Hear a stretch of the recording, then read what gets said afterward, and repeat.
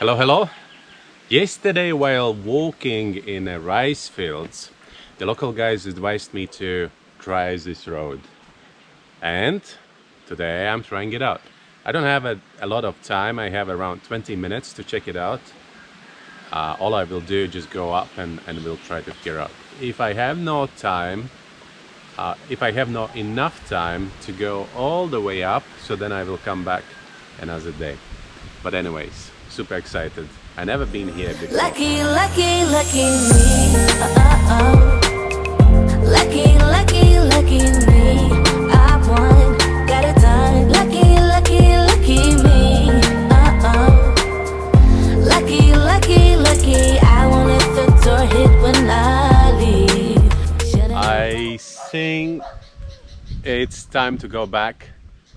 Another day I will come back again. This is probably the only place I never been.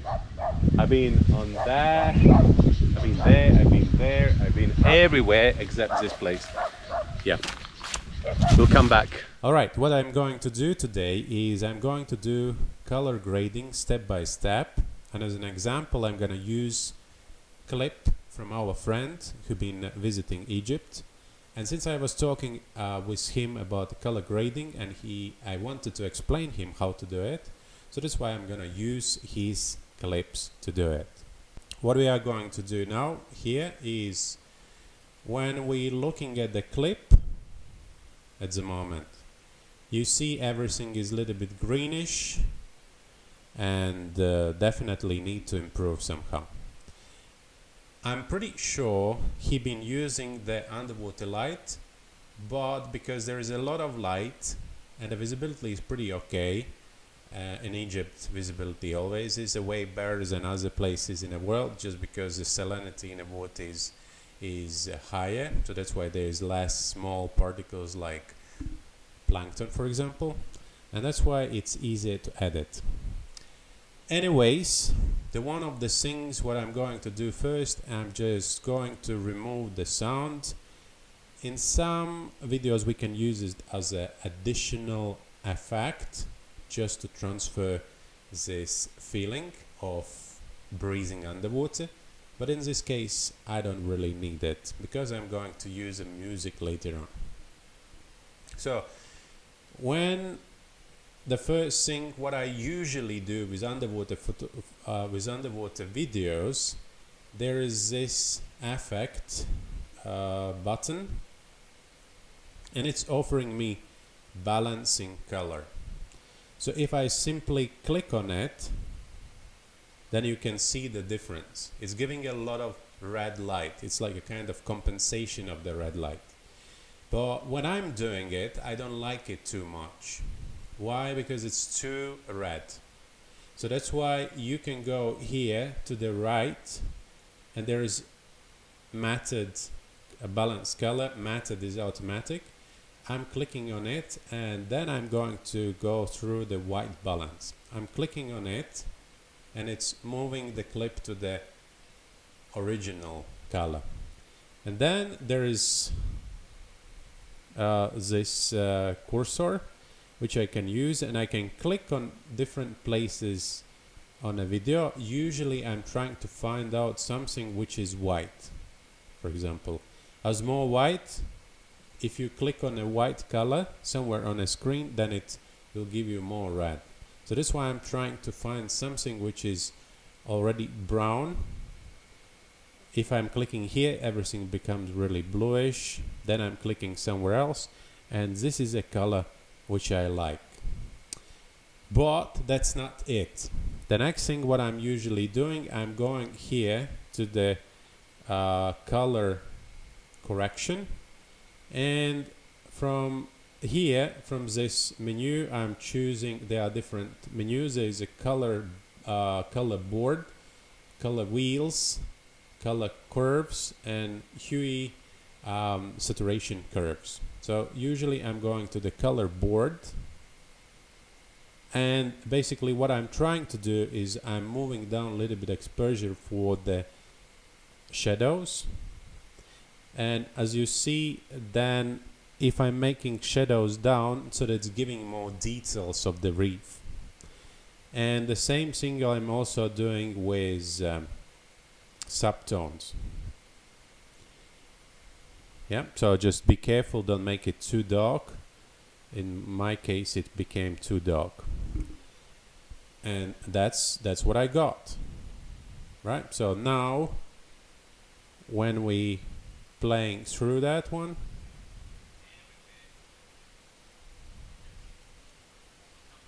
okay, so now it looks a way better. And when you do it, always try to go through all the clip, because in some places, like for example here, when you bring the person closer, maybe it's too red. In this case, there've been underwater light used, and that's why this person becomes, in some point you can see the reflection of the underwater light on his mask and face. Maybe it's a little bit red, but it doesn't really matter in this case. So now what I'm gonna do is, you will see I'm going to the color correction, and in this case I'm using the color curves. If you see that there is some color too much, so then you can remove it with these color curves. So like for example here, I'm just taking and moving it a little bit down, and you can see as the green color disappears.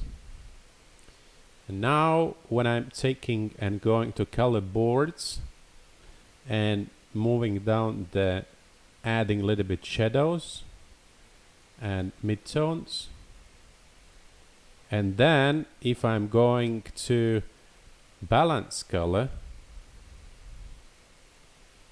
so then it's becomes like this. Again, in this case I don't like, because there is a lot of red color. It's the same like to add it with Dive Plus. Dive Plus is also adding a lot of this program is adding a lot of red color, and it sometimes it doesn't look natural anymore. So in this case I'm just trying to find out what color is the one I like. When we move through the video, so like for example here, this is definitely doesn't look really good. So that's why probably you have to find something which is really close. Like for example, in this case, find some object which is more, which has more exposure, and then maybe add it in this point, so that will apply to all the clip, but then all the clip will be like more adapted to this particular frame. So clicking on it, white balance, moving back to the original, and now trying to find out what is that color which I like. Definitely less red. So this one looks pretty okay. And here you also can see if I will add more shadows, see, as more shadows I add, as more details, but then it also becomes really dark, so I have to keep it in some balance. See, this one losing visibility, and if I'm moving it down, so then there is more visibility, I see more details, and the clarity of the water looks way better. In this case what I do is I'm just cutting all the clip in a smaller parts.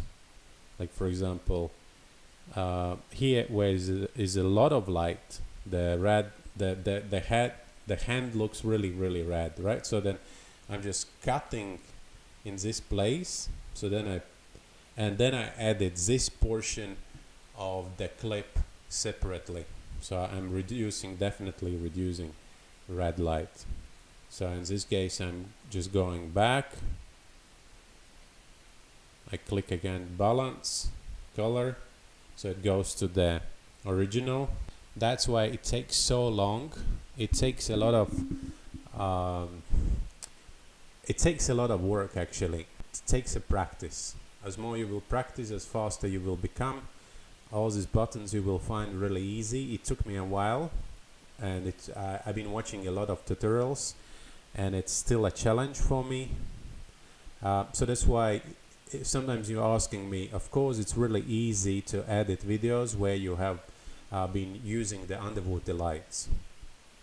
But the problem is, if you're using underwater lights together with really sensitive lenses, like for example some professional cameras, then it's one thing. But if you're filming with a GoPro and using underwater lights, then you have to be really careful actually.